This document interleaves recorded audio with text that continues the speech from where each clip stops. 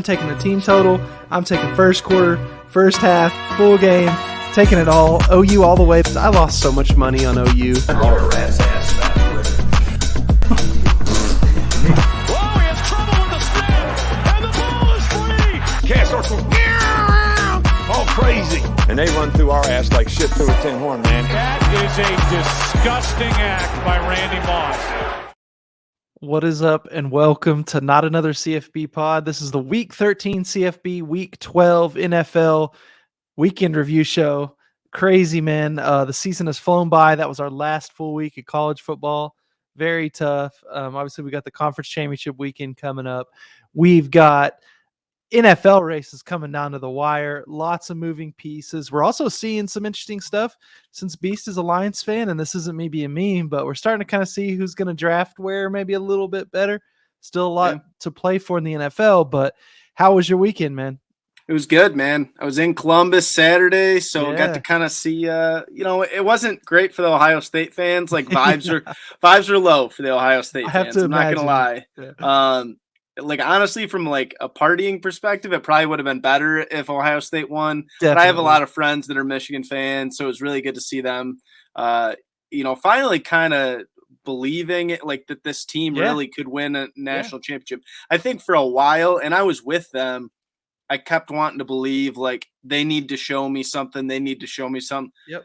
Well, they freaking showed it last weekend, so it was kind of fun. It was a lot of good times, definitely. But I'm excited for this weekend, man. It's going to be a big one coming up. Big weekend coming up, and we just had a big weekend too. I mean, there were some crazy upsets. There was some crazy comebacks. The conference championships, we know what those are going to be now, and maybe I should just read those out just so we kind of have that clear going forward. But before I do that, let's talk about the BetCoda Sportsbook. It's a South Dakota owned and operated sportsbook located in the Midnight Star Casino in Deadwood, South Dakota, serving customers in the state. As you enter the Midnight Star, you're slipped into the past, the grand staircase, stunning woodwork, and the elegance of the chandelier. And for the best lines in Deadwood, so stop by and mention the Coda Sports Gambling Network to receive a free BetCoda t-shirt.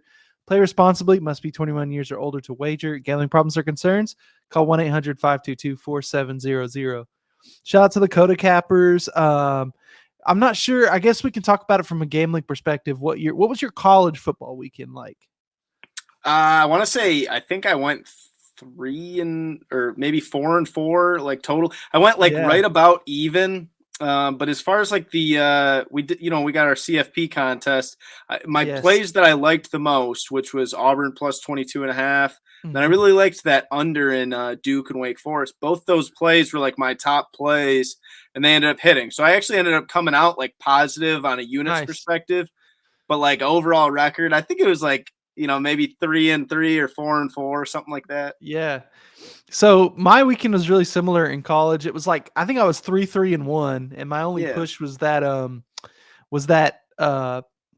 Auburn game, and it's because I had 22.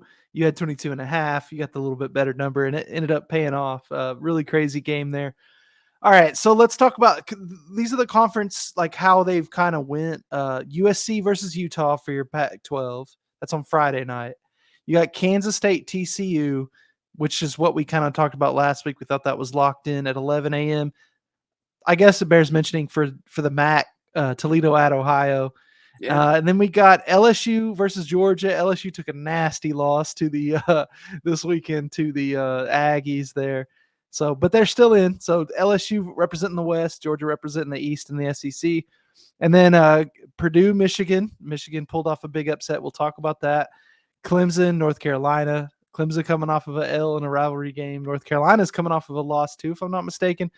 Let's talk about the college football slate from this weekend, though, because even though, sort of in this show, we're going to talk a little bit about those late night Friday night games. So that was Florida State winning over Florida 45-38. Really good game. And then North Carolina losing. We talked about that on the last pod. So then we can move on to Saturday. Is there anywhere you particularly want to start? I think we probably just need to start with the game, though.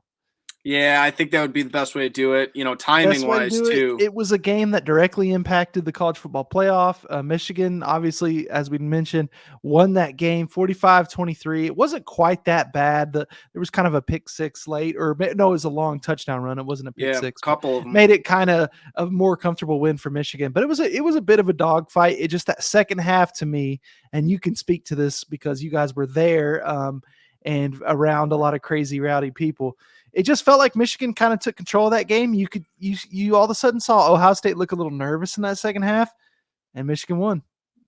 Yeah, it was one of those weird things where we were kind of at the bar, and I'm texting the people that I know that are Michigan fans, and I'm obviously talking with the Michigan fans that I'm with, and I keep saying like, man, this game's so good, but it feels like either side could win, and that was like all entering the fourth quarter, and then I've never really seen this kind of a thing out of Ohio State. But they just didn't look like they were able to play 4 quarters of football. They looked like they got almost outlasted. Michigan's physicality to end that game just completely dominated Ohio State. We saw Edwards bust off a 75-yard touchdown and then an 85-yard touchdown, completely putting the game on ice. Like Ohio State had no answer for it down the stretch. It's kind of the stuff we see out of a team like Georgia where they kind of just outlast you, and then in the fourth quarter they just run away with it. So to see Michigan do that, that was something that I've not seen Michigan necessarily do to that caliber of a team, because I think Ohio State's still really solid. Michigan they looked really, really good. And that hurts me to say as a Michigan State guy, but they're really solid, man. Like they are. Yeah, they're really good. I don't know how different they are from last year's team. I think I think they are better. Probably. I don't know. They don't have Aiden Hutchinson. Yeah. Obviously, it was a huge part of their pass rush. That is the one thing I'll say is it felt like CJ Stroud had a lot of time back there in the pocket. I wanted to see their D-line, Michigan's D-line, play a little bit better, but I was with you. I wanted to see something from Michigan, and they did show it. We'll see what they look like in the playoff. It's interesting because they're going to be the number 2 seed, almost locked in as long as Georgia wins their share of the bargain. And obviously, they've got to beat Purdue, but I think that they'll be huge favorites over Purdue this weekend. So we'll see. They should get a good matchup. They should have that 2-3 matchup. I guess most likely that would be TCU. They're going to be favored over TCU. So we'll see. Could win their first playoff game. Like you make a great point. Like when you're looking at the total yards, they gave up 492 yards to Ohio State, and they only had 530 themselves. So to win that game by 32 points no, I guess 23 points. Sorry, flipped my numbers. 22. Yeah. So to win that one by 22 points, like it's one of those things where maybe the score didn't necessarily represent, like Ohio State didn't play bad. They just didn't finish that game out right. Mm-hmm. And that's going to hurt them, because if there's a loss this weekend, they're probably hoping they get in, but you just lost by 3 scores. Like, so it's kind of hard to have an argument at that point. So we'll see what happens. But since we're on the topic of CFP, I've already seen a lot of talk that maybe Bama should get that spot. Man, I don't. That's one thing I do not agree with. I don't know, I can very much see it. But even you look at Bama's losses. They lost to a 2-loss Tennessee team, and I think now what's going to be a 4-loss LSU team after this weekend. That's their 2 losses. It's not even like the greatest loss ever. And the only loss Ohio State's going to have, is that Michigan loss from the game. I mean, and they had a lot of yards. They gave up too many yards, but we'll see after the dust kind of settles a bit after this weekend where we're at. But I would think that if anybody goes down, it's got to be Ohio State. That's the only way to do it correctly, I think. But I think USC, let's talk about them, because they had a huge matchup against Notre Dame. They looked awesome. I don't know. I know you were out and about that night. I don't know how much you saw of it, but dude, it was like every time something bad, it looked like, okay, Notre Dame's going to climb back in this. Caleb Williams, dude. There's your Heisman winner. I'm sure he's like minus 5,000 by now. You probably can't even bet it, which I'd kick in myself because we both said on the pod, he's going to have insane stats, and their schedule is so easy. Notre Dame put up a fight, 38-27, but I mean, I think USC could have kept scoring. There was no reason to think that they were going to slow down. And I don't know how much you saw of it, but it was a good game. Yeah, no, I was able to watch most of the first half, and then we were at the bar for the second half, and luckily the bar we were at had like a ton of TVs. Nice. But I had Notre Dame +5, +5.5, like whatever the line was that anybody got. And like you said, every time I was looking up at the TV, it felt like Notre Dame's defense just had zero answers for USC. Yep. It was like cutting through butter. It was absolutely no worries for USC. Caleb Williams looked super good. And that was like a casual game for him. He didn't even have his best game, and they still dominated that. You know, he could have put up more numbers. What's funny is like when we were kind of talking about him with the Heisman, we knew that he would put up numbers.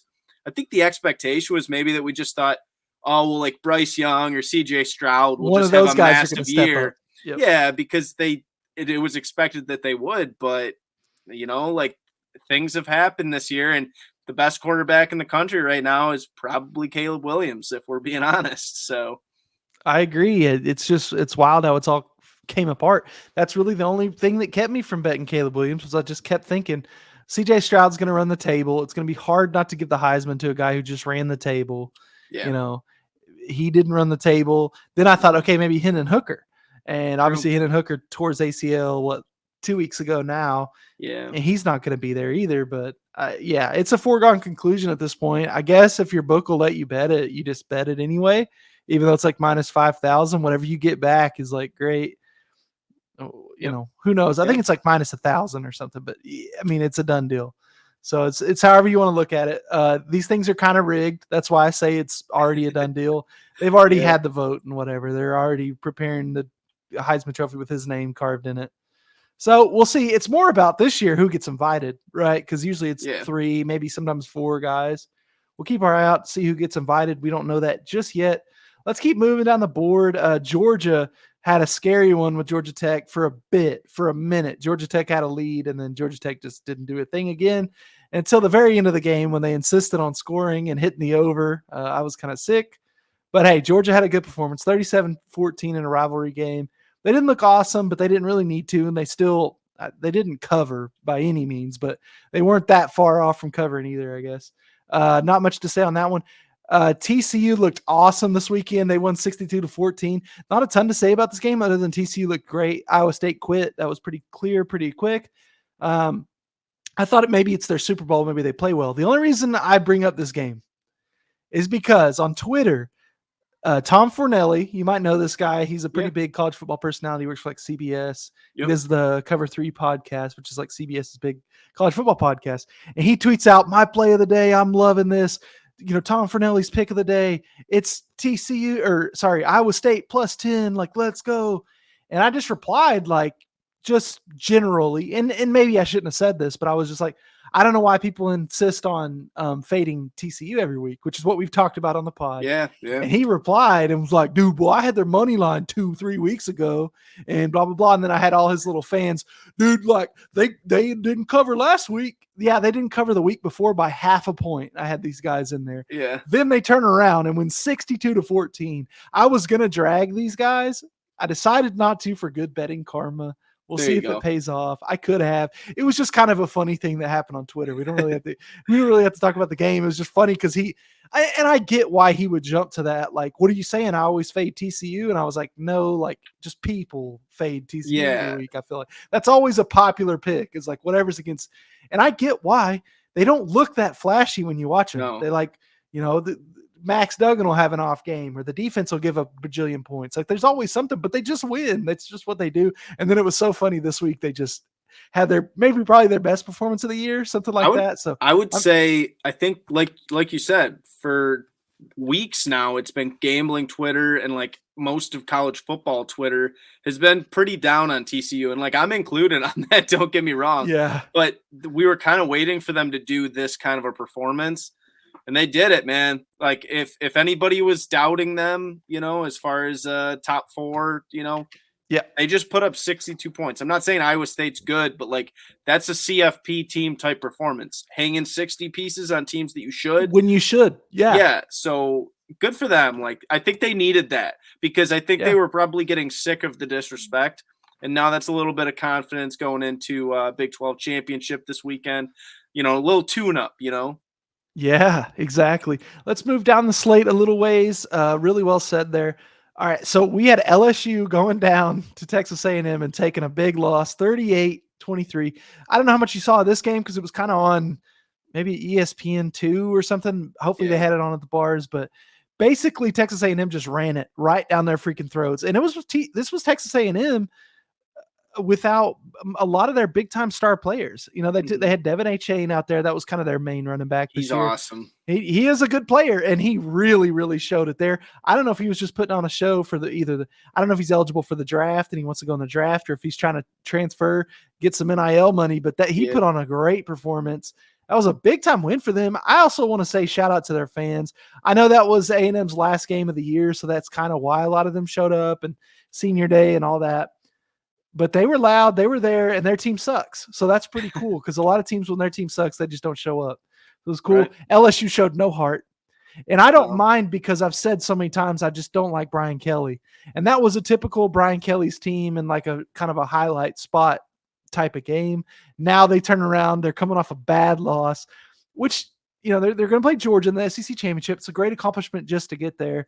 And to be fair, like, LSU has nothing to lose now, so they can really just throw it all at Georgia, so that maybe they do come out and play Georgia close and they look pretty good. I'm still not sure what to think about this LSU team, but I am glad that we don't have to worry about them being in the college football playoff.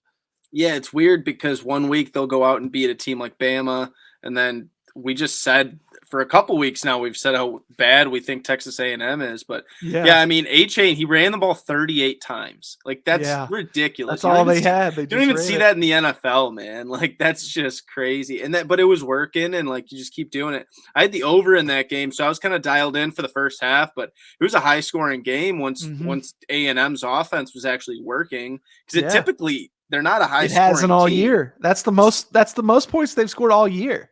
Even against UMass, they didn't score that much. Yeah, it's crazy, man. But they looked good. It was a nice over to kind of add to the kind of afternoon slate. But good hit. Definitely, as far as LSU goes, I'm just hoping that they can give us a close game, because it'll be a real bummer if Georgia just wins like 55-10 or something like that, which is totally possible. It's pretty likely, to be fair. It's a little, especially if Texas A&M can run on you like that with a bunch of freshman offensive linemen. I don't want to know what Georgia might do. Right. Yeah, good game either way. Just to see, I guess, just in a way, I'm kind of an A&M hater, not really, but for their fans, they kind of got it back on track. That was kind of their bowl game. Their season's over. Let's move down the slate. We had number 7 Alabama winning over their rival Auburn, 49-27. Beast and I were on Auburn plus 22. He had plus 22.5. It was a good thing he had the half, because it covered for him. I pushed, but that's fine. We hit the pod parlay. We did. We haven't even talked about that yet. We smacked the pod parlay. I was on Illinois, who covered very easily. Yeah, and we just snuck out that cover with Auburn. Alabama, for some reason, had their starters in at the very end of the game. I got to thinking about it, and I think it's just because they wanted to impress the committee. We're going to go down and score one more time. We're a 2-loss team, but hey, look at us. Like, you guys remember us. We're Alabama. We go here all the time. I think it had something to do with that. Dude, it had to have, because they probably were looking at it just like a lot of us were entering last week, where we're just like, something weird's going to happen. Like, we were driving down to Columbus, and me and my buddies were talking, and I'm like, one of these teams is going to lose, whether that was LSU or whether that was somebody else. I was like, I thought maybe USC could have been it. Obviously, USC looked great, but same thing this weekend upcoming. I think something weird's going to happen, and maybe we kind of start having to have a really tough discussion on that 4 seed. Because whether that's TCU, whether that's USC, both teams are going to have some pretty tough games. Like, it's that time. So I don't blame Bama. Put the foot on the pedal, because you never know. You might actually fall into a spot. Yeah, and I'm kind of getting into the MMA weeds here, but you basically just want to be the number 1 contender. For that number 4 spot. That's all they're trying to do. Hey, look at us. We do have 2 losses, but we're still Bama. Remember, we're one of the best teams, even though we've lost some really bad losses this year and not looked like ourselves all year. So anyway, it made sense. I was a little mad at the time because it pushed my bet, but what are you going to do? That's the risk you take. Let's talk about this crazy upset. Shout out Shane Beamer. Shout out Spencer Rattler. The South Carolina Gamecocks beat the Clemson Tigers at Death Valley, 31-30. Don't know how much of this game you saw, just because there was so many good games on Saturday. And like you said, you weren't at your own TV where you could switch it around, but crazy comeback. at the end of the game there for South Carolina. DJU vibes all the way down. What did you think? Just crazy. Yeah, I was not able to watch much of this game. I kept getting updates, though, from my buddy Breeze. And he's like, dude, I feel like South Carolina might win this game. And I'm like, yeah, right. Like, no way. They were going up and down the field. They really were. He's just like, dude, like, no, I'm telling you, like, South Carolina looks really good. And sure enough, they pulled it off. But it's sad for Clemson fans because, I mean, I don't feel bad for them at all. Not necessarily like I'm saying that Clemson fans have done anything wrong, but like they've had enough success. Like I don't feel bad for them at all. It could be somebody else's year. Yeah, it could be somebody else's year. But in a certain sense, I feel a little bit bad for them because when we talk about like being the top contender and kind of falling into a spot, if Clemson ended up going like, winning out, like if they won obviously against South Carolina and then won in the ACC championship, like they probably would have had an argument for the 4 seed too if some weird things happen. They would have. Yeah, like so they kind of screwed the pooch there. Like so, yep. I feel a little bit bad for their fans, but truthfully, Clemson in the playoff would not have been fun. They would have gotten their asses kicked. They would have got smoked, but they definitely were going to be that next up. So this Bama needed them to lose, which I hate even saying because, again, I don't think Bama – but lucky for us, I don't think there's really much conversation to have. You got one loss, Ohio State, which is a really good team. They lost to another playoff team. Mm-hmm. Or Bama, who has 2 losses and hasn't looked good really at any point this year where we're like, dang, that's Bama. Yeah. And it's funny because I think I came out and said at the beginning of the year, I think this is Bama's best team ever. And that's just looking at them on paper. On paper, they're awesome. It just doesn't work. They just don't have the receivers. They just don't have the receivers on offense. And then defensively, they're still pretty good. They're just not great. They don't have that like game changer on defense. We thought Will Anderson was going to be that. We were giving out Will Anderson Heisman futures. He had a really bad year for his standards. Still a good year for most, but let's keep moving down the board. Oregon State, Oregon. This game was awesome. We were on the Beavers +3 and had them on the money line. They were down like 31-17, like in the third quarter. Yeah. Came back and won 34-38. I love what I saw from them. They got to a point where they realized we can't throw the ball. So we just got to run it. We got to do tricky ways to run it. We just got to run the ball and play defense. They got some good breaks to go their way. The Pac-12 officiating crew should be fired into the sun. They tried to get Oregon to win that game. They couldn't do it. Went for bad spots, bad reviews, bad turnover calls. Like you name it. The Pac-12 refs did it. Still wasn't enough to keep the Beavers away there at home. Love to see it. I don't know if you saw any of that game, but it was fun. And Oregon's another team that has firmly eliminated themselves from that championship contention. They didn't even make their conference championship game. No, things are falling into place as we kind of expected would happen in a certain sense, but got to be happy for Oregon State, man. I just their Nobody's fan talking base. About them. Yeah, I met a guy at the bar in Columbus last week, and he's like, "Yeah, man, like I'm actually an Oregon State fan. Like I'm just kind of hoping." I was like, "Dude, like what are you doing down here?" What's you know what rare. I mean? But like we kind of bonded because I was like, "Yeah, I'm a Michigan State guy," and he's like, "Oh, we don't give a shit who wins this game between Ohio State and Michigan." But I was telling him, I'm like, dude, I really think you guys could win tonight. And he's like, you think? Like, I don't know, man. I feel like Bo Nix and Oregon. I'm like, no. Like, you guys are quietly number 21 in the country. Like, you guys have every right to win that game. Yeah. And sure enough, they did it. I was like, man, I wish I could see that guy right now because he was probably going nuts. He's probably thinking of you. That guy at the bar told me we could do this. Let's go. He had a great night. It was a good win for them. Very good. Great win for the program. No doubt about it. Oregon vibes are really weird right now. I think they lost 2 in a row. No, but either way, they lost. They didn't even get to play for their conference championship game. Mm-hmm. Tennessee beat Vanderbilt 56-0. More like a Tennessee performance. It wasn't even really Joe Milton so much. He only had 147 passing yards. They ran the ball pretty effectively, and Vandy just kind of did the Vandy thing and died. Let's do it. Let's talk about Michigan State at Penn State. Penn State wins 35-16. Kind of like exactly what you were calling for. Yeah, it's unfortunate just because that was a game Michigan State was kind of in. They almost came back and they almost won it. You know, it was 5 minutes left in the game. They were down 21-16. And I was kind of like, hey, maybe they can do it. Maybe they can pull off some miraculous upset. Mel Tucker will kind of get a little respect on his name. And then that defense kind of fell apart at the end. And it is what it is. Like you said, kind of the things we expected. It gave me a sliver of hope, and then it just crashed. So Yeah, I was kind of hoping Michigan State would be able to get it and maybe get bowl eligible. But you know what? Maybe this puts a little bit of pressure on them for the next year. Of like, definitely. you can't go 5-7. Like, right, 6-6 and making a bowl game barely would probably have been a little bit at least you go to a bowl. You get a practice in. Yeah. So whatever, we'll see. We'll need a little bit of better, recruiting next year. So maybe this puts a little pressure. The portal's wide open right now, dude. Like, you have no idea. I'm going to talk about OU now because that kind of reminded me I needed to talk about them. I haven't even got into it yet. OU lost this weekend at Texas Tech, 51-48. So OU finishes the 6-6 season off. It was gross. I want to say OU did lose, and I think they kind of deserved to lose, but also the refs. I cannot wait to get out of this Mickey Mouse conference.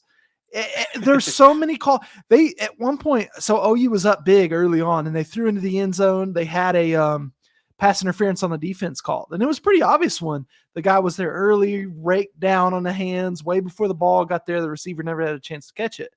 And the refs got together and talk. They waved the flag off. The commentary team was like, whoa, like, what are we doing? Like, it was really bad. There were tons of missed calls.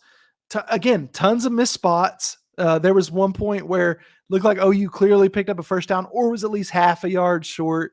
They reviewed it, decided, no, it's confirmed, needs to stay where it is. The commentators couldn't believe it again.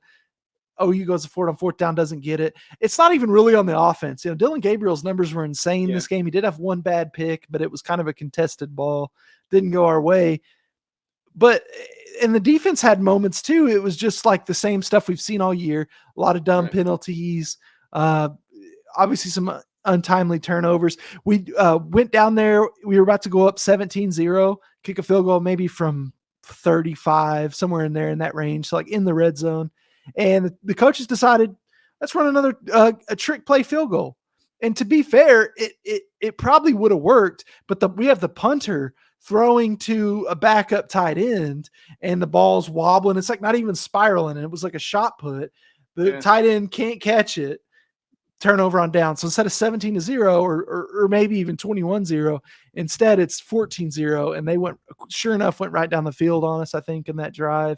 Lots of shortcomings. Again, I blame the refs a lot. There was a field goal in overtime that OU tried to hit that was said to be on the field as incomplete, but apparently some people there thought that it went through the uprights. It just kind of went over but it's apparently wasn't reviewable, is what they were saying. And then obviously in overtime, all you got to do is make the field goal, score. It's what Texas Tech does. And what made it feel the worst out of everything was their fans rushed the field. They beat us for 6-6. They're 7-5. They rushed the field on us. It was just the vibes. I was in the group chat just trying to fix my vibes, man. It was hard. It was a tough day. Yeah, that was one of those games. Yeah, because when it went to overtime, it was on at the bar, and we were watching it. And I was like, one, this is a super high-scoring game in the first place. But two, I was hoping OU would pull it off. I think that the biggest thing I took out of that game as a whole is if Venables is going to be this defensive-minded guy, maybe he needs to bring more, defensive coordinators, whether it's new linebackers coach, new D-line coach, whatever. Maybe his guys that he thought he was going to bring over and this was going to be like the deal on defense maybe wasn't what he thought. I know it's year one, so maybe this is a little bit of an overreaction, but I feel like there needs to be some changes because that defense is the same defense that we saw under Lincoln Riley. Like, it's no different. No, I know it's the same players probably for a certain sense, but it is. Yeah. It's just tough. I just wish that they could be a little bit better. I thought this was going to be a very defensive-minded team, and I hope it slowly morphs into that. I think if you look into what some of the people that are around the program say, it's really just a culture on defense type thing. They're used to, well, it's okay if we don't have our best game because we have the offense. Yeah. And the offense is going to score 60. So we just need to get the ball a couple times. We're good. It's kind of just that. So the more time that goes in between the old coaching staff and the new one, I think the better. But I agree with you. I think that they do need some new defensive coaches. The main one I probably want to see is a new D coordinator. It's hard to sell. We got a guy named Ted Roof right now who's a very old man. He comes from maybe East Carolina or something. Right. He's been kind of all around, very old school coach. And to be fair, like he's not even calling the plays on defense, but he is coaching them. And clearly our defense they haven't been coached to tackle very well. And that's something that, these guys know how to tackle. You just got to make it happen. So I agree with you. I wouldn't be surprised if there's some staff changes, but also just knowing who Brent Venables is, there probably won't be any because he's very like, these are our guys, stick together. Yeah. So we'll see. We need the transfer portal to come up huge though. Both our teams, we are transfer portal fans.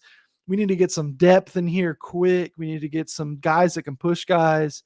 It's very obvious, and that's just the reality of it. Some of the transfer players we had this year ended up being some of our best players. So we'll see. Let's finish out this CFB slate. We also had Kansas State, Kansas. Kansas State wins at 47-27 to secure their spot in the Big 12 championship. Not much to say on this game. I ended up, I think, taking K-State like spread right before the game, which ended up being a good move. It was pretty easy, but it was crazy because this game, I think, went way over, and it was like an absolute torrential downfall there in Manhattan, Kansas. So I don't know how they did it, but it was every time I watched, I had 3 screens going, and I kind of had it on the second one. Every time I looked over there, it was just like, and they did like the close-up shots, it was just dumping rain, but they kept scoring. I don't know how. Okay, so we also had Washington State, Washington. Washington wins it big, 51-33. Penix Jr. had one of his best games ever, which is great for him. We're obviously big on him. I don't think he has any years left in college football, but I could be wrong. And I don't know if he's an NFL guy, but keep your eye out on the XFL coming soon. And also, there's like one more league, although they may have merged with XFL. But either way, I think he could shine in one of those leagues where it's not the NFL. It's not like the absolute fastest, baddest dudes. But it's like, more maybe his speed. I think he could really dominate at that level. He'll need some playing time for sure. That's the thing is like, even if he does get drafted like 7th round in the NFL or 6th rounds, that's where I would like expect if he did get drafted, that's where it would be. But like, if you're not going to touch the field, you're never going to get anything out of it. Exactly. So I don't know. Maybe he thinks about doing like USFL or something weird like that. I think USFL and XFL merged, and that's what I was thinking about. Okay. I think so. I think that's right. So we'll see. Utah beat Colorado very easily, 63-21, which is, first of all, secured a spot for them in the Pac-12 championship. But I think this offense is really going right now. I'm taking this Utah USC over immediately. I think it's at 67. The first time they played, it went way over that. This time it's a Friday night game. It's going to go over. It's going to be a really fun game. These offenses are going to be doing what they want to do. It's going to be so fun. Can't wait for the Pac-12 championship. UCF won 46-39 over USF. Kicking myself because I did want that over. USF played great. UCF did their thing too. I mean, they won the game, and now they're in their conference championship game, so we'll see how they do. This was an interesting one just because I think you and I maybe thought this would go differently. Kentucky beat Louisville 26-13, and I think both of us going into that would have thought like Kentucky's playing bad, Louisville's kind of ranked, they're playing a little bit better. Yeah, Kentucky came back. I mean, what do you got to say that they did a good coaching job there? Got to give them some credit. Definitely, Kentucky's had some ups and downs this year. I mean, like, we're the first ones to say it, but that defense, nice performance. It really was. To win that game 26-13, you're right. I probably would have leaned Louisville in that game. I think if I was to put a bet on it, I would have put Louisville. So I'm glad I didn't. But, like, good for Kentucky because they needed that one bad, I think. Because the people in Louisville would have been like, oh, what about Will Levis? What about Chris Rodriguez? You guys were supposed to be so good. What about, it would have been a nice win for Louisville. So they kind of stopped that from happening. Unfortunate. Okay, so do you have any more college football games you want to talk about, or should we move on to the NFL? No, I feel like we hit all the big ones in college. So yeah, so we did talk about those Thursday games, I think, on our last show that we did. We recorded on Friday, so we're mostly going to focus on Sunday night. I should mention that we're looking at Monday Night Football right now. Steelers are up 16-3 on the Colts. Pretty gross game, but the Steelers are playing better than I expected them to. So we'll kind of update you at the end of the pod on how that one's going. Let's talk about Sunday. Browns upset the Buccaneers 23-17 in overtime. I mean, I just don't know what to think about the Bucs. I mean, I think they're still like tied for first in that division, though. Yeah. No, I mean, like every time we say, "Oh yeah, Bucs will get it going this week," no, they don't. They're just not that good. And if they do somehow sneak into the playoffs, like it's a first round exit. Like I don't see how it wouldn't be. Maybe I'm wrong, and like Brady would pull out some magic in the playoffs, but like I just don't see it happening. They're just lucky they're in a bad division. Because if they weren't, if let's just say they were in like one of the better divisions, like Tom Brady would probably be like, maybe I should just retire midseason. Like, their season would be over by now. Yeah, like season would be over. They'd be looking at, so I don't know. I feel bad a little bit because Tom Brady came back and the team just sucks. But like, what are you gonna do, man? Like it is what it is. He's not playing his best ball. The offensive line kind of is a mess at times. Even the defense isn't playing like outstanding at times. Like the Browns did their thing. So with Jacoby Brissett, Jacoby Brissett's last game goes out a winner. He definitely secured himself a spot as somebody's backup. So you like to see things like that. I like those kind of stories with the NFL. Okay, let's move down the slate. You had Bengals, I believe, against the spread there, small spread, but they beat the Titans 20-16. Wasn't the Bengals' best offensive performance? I thought the defense played pretty well, though, and that's probably a good sign if you're a Bengals fan. Yeah, and that's what we've been kind of saying all year is, Bengals offense. They had put up 30 points in 4 out of 5 entering that game. I was really expecting the offense to win us that bet, and it was their defense that stepped up. So maybe if they can kind of parlay those two things together, the defense starts kind of hitting a peak. We know the Bengals offense can get it going. Hey, we might be able to kind of see a Bengals team that gets hot at the right time. That's what they kind of did similar last year. Yeah. So Jamar Chase coming back soon. Yeah, it was a nice performance from him. I have to give him credit. So that was the only win I had on Sunday. I only had 2 bets, but like that was a nice one to pull off on that 1:00 slate. Yeah, I didn't have many bets either, so I didn't blame you there. Here was a result I want to talk about, mostly because of the quarterback. The Jets whooped the Bears in the rain, 31-10. But Mike White came out for the Jets in his first start. Dude, he had 315 yards passing, 3 touchdowns, a great win, obviously. The Jets are 7-4 right now in that AFC East. They're only a game out of first with the Bills and the Dolphins. So what do we think about the Jets? Should they stick with Mike White? I would at this point, because I think they have to. Yeah, he's kind of forcing your hand. And like, I don't think that Bears defense is that bad. I'm not saying that this is like the San Francisco 49ers defense, but like they're not that bad. Mike White he balled out, man. Like every one of his stats, like I know you mentioned the 315 yards, 3 touchdowns, but his completion percentage was 78.6. It's like it wasn't like he was just getting a couple deep bombs for touchdowns. I mean, he was hitting his guys. Like he looked good.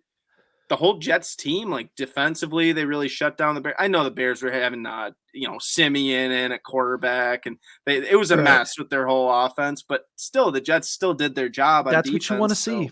You get one of those teams like that's semi-tanking at your place this time of the year. You want to just beat them, and that's what the Jets did. Good win for them. The Dolphins beat the Texans 30-15, I should say. Could have been a lot worse than that. Dolphins didn't even try scoring in the second half. The Texans basically locked up the first overall pick. Going to take a quarterback, I would assume, because Davis Mills has been benched. They've kind of given up on that, I think. So we'll see what they end up with, but they should have the number 1 pick. Maybe the story gets a little clearer. I don't think, Caleb Williams has 1 more year, so it's not going to be Caleb Williams this year. So it's going to be either CJ Stroud, maybe Hendon Hooker. I don't think anybody would do that since his ACL, or what's Bryce the guy Young from Bama? Bryce Young. Yep. Yeah. So one of those teams. I wanted to mention the Commanders and Falcons. Commanders beat the Falcons at home 19-13. We're still messing around. As of right now, we're looking at 3 NFC East teams in the wild card spots. So all 4 would make the playoffs as of right now. Pretty crazy. It is crazy, and I as much as I feel like we've talked about the Commanders and we're like, oh yeah, we're getting them on the money line dogs every week. Yeah. And I kept saying to myself, I'm like, man, they just keep winning, but I don't think they're that good. I think it's just that they're not the prettiest team in the world. Like their defense has actually been pretty solid. Like that performance from them only allowing 13 points. I'm not saying the Falcons offense is like outstanding, but those are the types of wins they've been getting. It's just these gritty wins. They play a very physical style of football, very just in your face, and they win games like 19-13. That's just their style. Yep. I agree with everything you said. That's kind of how you want to be in the playoffs though, you know? So maybe they end up being a great playoff team. I don't know. We'll see. I mean, yeah, they're in playoff position. They seem to have their quarterback. They are very gritty. I heard that what's the big DN they drafted a few years ago? Chase Young. Chase Young's supposed to come back here pretty soon as well. Yep. So, I mean, that defense is healthy. They're very good. So, it's not easy in the NFC Beast right now. I'll tell you that. Yeah. Panthers beat the Broncos in the Toilet Bowl 23-10. Nothing to say there. Jags upset the Ravens, though. The pesky Jags might be back. Trevor Lawrence might be back. Great performance from him. 321 yards, 3 touchdowns. They beat the Ravens on a great – they decided to go for 2 at the end of the game instead of tying it up. So they win it 28-27. Baltimore kind of screwed that one up. I was kind of in the group chat pretty upset because I had the under in that game. Oh, yes. Baltimore, they got down onto the Jag side of the field, and they threw like an out pass, whatever this tight end's name was. And he could have ran out at the 1 yard line. There was about 2 minutes on the clock, but he could have ran out at the 1 yard line. And they probably could have tried to waste some clock, maybe just got the touchdown a little bit later. Even they could have kicked the field goal. You know, you have the best field goal kicker in NFL history and Justin Tucker, and you guys don't want to do that. So like no disrespect to the Ravens, but I do think that was a winnable game that they let slip by scoring with 2 minutes left on the clock. And even when they scored, they still had to go for 2 to make it a 7-point game. So if they didn't get that, it would have been it would have been a 5-point game. And the Jags could have just marched downfield and they wouldn't even have had to go for 2. So everything from my perspective was, I was like, why wouldn't you set up for the field goal? Would have been great for my under. Yeah. But even if you ran out at the 1 yard line and just kind of like wasted another 30 to 45 seconds before getting that touchdown, would have been a better move. I don't know why teams don't do that more. It seems like that should be a discussion in every single locker room is run out at the 1 yard line. It seems to happen more in the playoffs. Like you're more likely to see that kind of strategy, not just like, score as immediately as you can.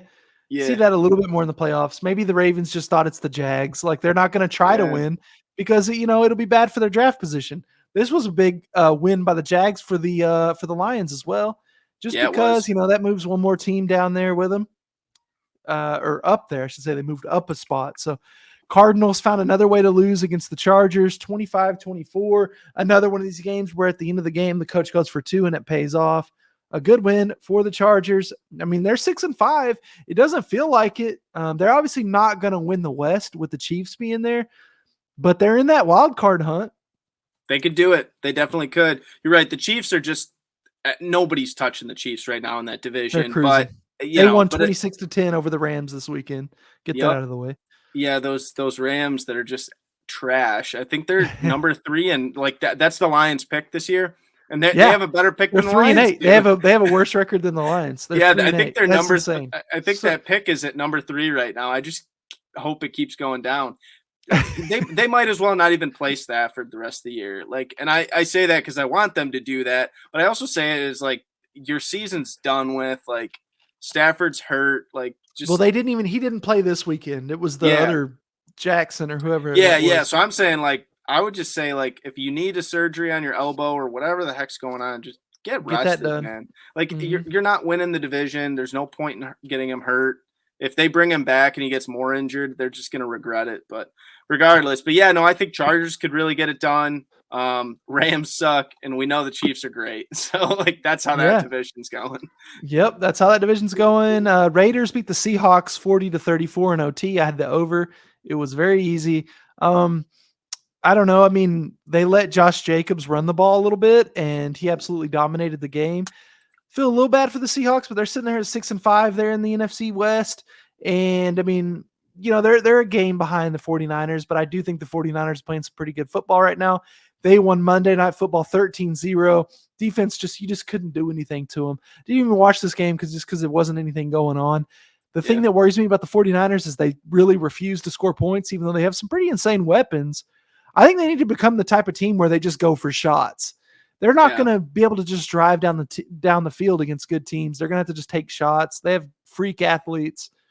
But either way, good win for them. First place in their division. Yeah, you can't expect to win 13-0 every week. Right. I agree with you. Like, they'd be better off doing that. Maybe they just become a very explosive team, Yeah. Take shots, play action, just big plays. That's what I'm thinking. Eagles-Packers, Monday Night Football ended up being a great game. I took Packers +7. And I bought that extra point or half point, I guess it was. Ended up paying off. Packers looked pretty good, man. They ended up throwing Jordan Love out there, and he looked good in that second half. We'll see I don't know if Aaron Rodgers comes back or not. He's saying, what's he saying it is? Like his thumb or something? His thumb, I know his thumb was hurt. I don't know. It sounds like he wants to keep coming back until they are mathematically out of the race. Okay. But you're already pretty much out mathematically. You're mathematically. I don't know what percentages you're looking at, but you have to win every game. Looking good. And you have to win every game and hope like whoever's right above you just loses every week. So it'd be really tough. But I just thought it was a good win for the Eagles. Yeah. Had a win in a shootout. They haven't really had that kind of opportunity. Offense looked great. My fantasy team's happy because I had Jalen Hurts, who just kept running the ball. Yeah. I think that is one thing I want to say, though, the Packers' defensive game plan. I don't know how you don't have someone with at least a bit of an eye on Jalen Hurts. He's arguably the best running back. Maybe Justin Fields is better. Running quarterback, I should say. I think I said running back or something, but running quarterbacks, as far as those are concerned, Jalen Hurts is up there. Good win for them. Obviously, they're still first place in that NFC East. I don't think the Cowboys are going to catch them. Now, they do have a matchup with the Cowboys, I think, this week.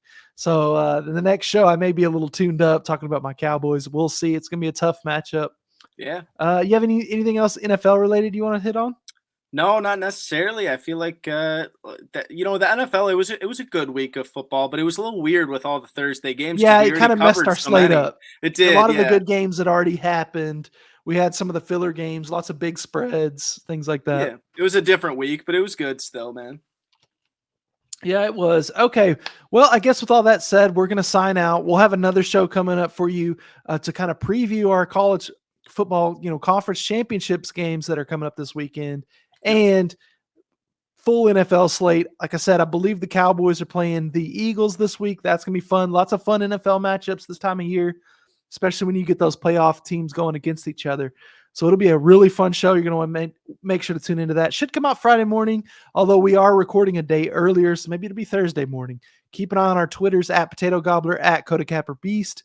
That's the easiest way to find it. Sure. Let's have a great week, and then we'll have a great weekend. Peace. Yeah, we got a big weekend coming up, boys.